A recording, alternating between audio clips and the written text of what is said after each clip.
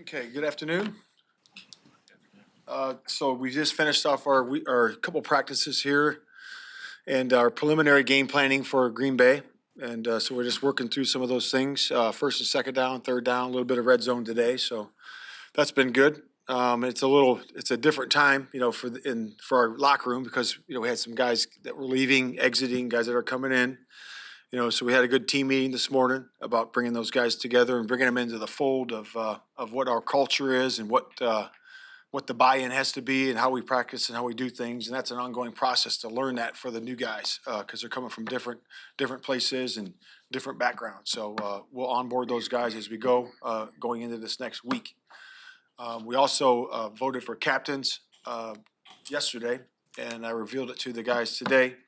And I'll reveal that to you guys right now. So the captains for 2023 are Tremaine Edmonds, Eddie Jackson, DJ Moore, and Justin Fields.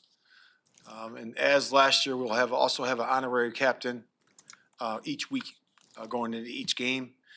And, I always tell the guys the first rule of leadership is leading yourself, and everybody's a leader. And we need leadership in every room, from the first guy to the last guy.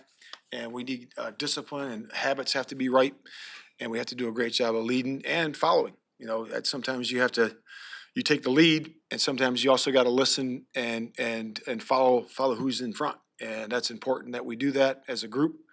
But with that, I'll open up to questions. Do you know the Packers guy yet? What's that? The rotating captain. Do you know who it'll be for? I don't know. Yep, I don't know that yet. With Khalid Kareem, did he make an impression upon you at all during joint practices? And if so, what did you see out of him during that time? Yeah, he did, and I saw him play the run well a couple of times, and also saw his motor. I really liked his motor. It runs hot, and he's a great effort player. And he's very physical, so we like that about him, and we're excited about developing him in our system. Now that Nathan Peterman is back and on the roster, have you decided on an exact depth chart behind Justin Fields? Yeah, we have not decided that, but we're sure glad to have him back. He's really good for that room. Him and Justin, learned, the offense together, so to speak. So they're speaking the same language, so they understand it really well, and I think it's good to have him in the room. What went into the decision to sign him to the 53 versus practice squad? I know Ryan said yesterday that both were up on the. Yeah, just we wanted to really secure him in that situation, and we don't know what's going to happen in the future. With who's going to be up for the game, who's going to be the backup. So we'll decide that as we go. Ryan talked about being deciding how comfortable you are with Agent as the number two. What really, from your standpoint as the head coach, what goes into that? What's the big decision as far as having a guy who has no experience in the NFL, has come from Division II, and yet he's in consideration for the number two guy behind Fields? Yeah, just performance. The performance he had in camp and the performance he had during those preseason games, and we like where he is, and we like where Nate is. So we're excited to have both those guys and see where they develop to and where they go. But would that be a little bit of a leap of faith for because preseason is different from a regular season NFL game? The game speed's different. A lot of things are different. Sure. Is there a little bit of a leap of faith or unknown as far as if you made that decision with Agent? I would say that we haven't made any decisions yet, so we're still in that process. And but yeah, when you first put a guy out there, like any rookie, like it was Brisker or anybody, you're always you just kind of don't know, until you know. Now, what you can go by is what they practice and how they play and how they perform in practice, and that's all you have, and that's what we always have. And you always got to have your first performance, and when they go out there, they'll perform and they'll really rely what their practice habits are. Does the new rule about the emergency quarterback on Sundays incentivize you guys to keep the three on the? It was part of that. But again, I think there was maybe, and you guys can check me on this number, but there was only a handful of guys that kept three. I think it was 6 or 7 that had 3 quarterbacks as I checked yesterday, but it could be more than that. I don't know how they finalized that, but there was only a small amount that did, but we decided to do it. And Brisker's been out for a long time now. Has this changed where you are? It's at least in question whether he'll be ready for next week. He's doing a lot of doing things this weekend. He's been in there in practice this week, which has been good, and he's been working off to the side also during practice. So he's starting to get himself in there, and we feel good where he is. And next Wednesday will be a big day for him when we get back into the pads. So it'll be a big day for us. That sounds like you're not 100% sure that. Well, it's just a wait and see. You know, how does the rehab go this weekend? You know, because he's doing something every day. He's doing something Friday, Saturday, Sunday, Monday, and then into Tuesday, and then we'll see where it goes. And again, when you get the pads on and start cracking and doing full speed movements, then we'll see where it is. Okay, you placed Tevin on IR, but as you look at your offensive line, bringing in Feeney, how do you feel like that group can come together in advance of game one that's getting so close? I think, you know, first of all, you know, the coach is really good. You know, Simo is an excellent coach. You know, Luke Steckel does a great job, you know, helping him. And those guys will come together. He's an excellent teacher.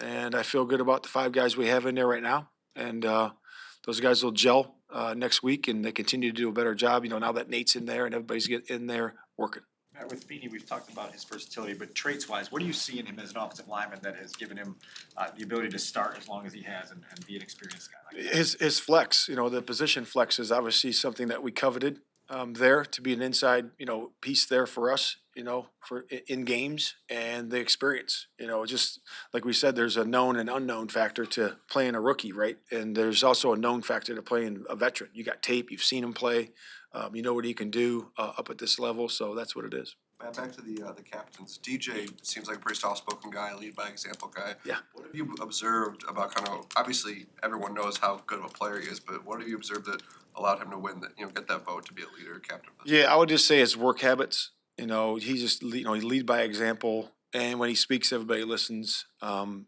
he is just a worker. You know, and he's a playmaker. You know, so guys look up to him, and that showed in the votes that he got. Matt, Ryan said, Go ahead. Ryan said yesterday that Trent Taylor is coming in here to be the punt returner, but he also left Valus open. How does Valus get back into that mix? Yeah, just working. You know, just working. We've worked very hard with Valus, and he's worked very hard in his technique and fundamentals of catching the punted ball, and he's going to continue to do that. We're going to continue to develop him. He's going to be back there every single day, and when we see where it is, you know, as we go through the course of the year, and then we'll evaluate it as we go. And we're always hopeful. We're always have faith that he's going to be able to get that done. But in the meantime, Trent's going to be in there catching the punts because he, like you said, he's a known commodity in there doing that. And right now we don't know that. You know, with Valus, you know, he's working through a development phase of it right now. So we feel great where Trent is for sure. Feeney's a local guy. I remember Ryan saying, I think after the draft or free agency, that bringing in guys with a connection to the Bears, it was kind of part of the plan, and that maybe not the first thing you look at, but it helps. And in what ways does it benefit you? I think you're up to 5 guys now who are on the 53. Yeah, we can field a basketball team. That's for sure. But yeah, it's for sure, you know, important because, you know, those guys bleed the Bears. You know, they grew up, you know, loving the Bears, and when they come back, they're so excited to be back. Their families are excited, so you can certainly feel the want to come back. You know, for sure, they love the city of Chicago, just the area, and all those guys are super pumped to be here. Green Bay, with Green Bay prep starting this week and a lot of new faces, a lot of young faces, how do you explain to them the significance of this rivalry and the opportunity that's in front of them to get back the advantage there? How much emphasis do you place on that with Yeah, you do. You place an emphasis on division games, you know, and obviously a rival, you know, like Green Bay is historic, you know, and you talk to the guys about that. And we always talk about division games. Those have a little bit more weight, a little bit more meaning to us. And we're excited about this opportunity to start the season like this. So guys are super excited about it. You know, we know it's a 3:25 game, so it's a little bit later. And yeah, so it's exciting. Matt, when you talk about teaching the culture and getting the buy-in, when you've got a 53-man roster where pretty much half of it are guys that have joined since the first of the year, how challenging is it to kind of have to do this on the fly again? No, I look at it as opportunity. You know, we brought a lot of good guys in. The one thing about every one of those guys we acquired through the course, and you're right, it's half or maybe more, I don't know, but it's you know, those guys all love football. You know, so it was an easy fit for those guys to gel with the guys that we had currently on the roster. You know, so you go through free agency, you add those guys, and you go through the draft, add those guys, and then we kept adding a couple more guys as of late, and they all love football. So the culture right there, if a guy loves football, he's going to love his teammates, he's going to love to practice, he's going to love to prepare for games, and that's what we already have in the locker room. So it's a pretty easy fit. Matt, right? Go ahead, Foxy. Justin Jones referred to you as a player's coach, not the first player to do that. I was curious about your personal style. how tricky is it, how fine is the line between giving players leeway and, being a player's coach and not getting trampled over by giving too much? How challenging is it? Yeah, I would say that being a player's coach, I don't really know what that means. I don't know the definition of that, I mean, because I'm just myself, I'm just myself. So when it comes to discipline, they know I'm on point. So if you're 1 minute late, you're getting fined, right? If you're not hustling to the ball, I'm gonna tell you about it. If you're not being physical enough, I'm gonna tell you about it. Okay, so, but I'm also mindful of their bodies. I'm also mindful of them as men, mentally, physically, and emotionally. And I have a relationship with each one of those guys. So if that's being a player's coach, that's what it is. Do you not like that, being called a player's coach? No, it's fine. It's fine. Just is my definition of it. We've heard that the center and left guard is fluid situation still. Yeah. I'm just curious, what are the things you're looking at to determine who's gonna be the best guy in each spot to make that best starting five? And then is there a time in which you wanna have that five set? Yeah, I mean, it's, we're gonna let it play out throughout the course of this week coming up, but we have it where it is, set right now, and we'll see where it goes, but we have options. What's great is that if something happens during the game, you can slide in and move out and vice versa. And that's what the injury situation in training camp afforded us to do. And we feel very comfortable about that. Now, you don't like it during the time. You're like, oh my gosh, we don't have the starters in there, what's going on, this and that. But the whole time you're getting experience, and now during the course of the year, when you have to do that, you're gonna feel pretty comfortable doing that. When you say it's set, is it Lucas Patrick, is that something you can reveal to us? Yeah, we're not setting that right now. You know that.